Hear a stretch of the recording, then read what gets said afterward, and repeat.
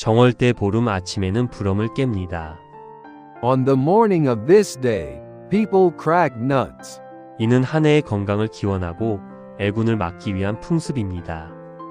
This custom is meant to wish for health and ward off misfortune.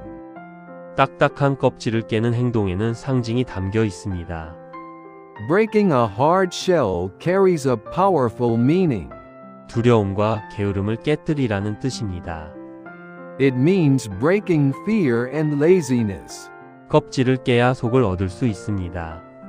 You must break the shell to reach what is inside.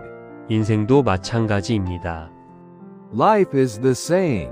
불편함을 깨지 않으면 성장도 없습니다. Without breaking discomfort, there is no growth. 부럼을 깨듯 당신의 두려움과 게으름을 깨뜨리세요.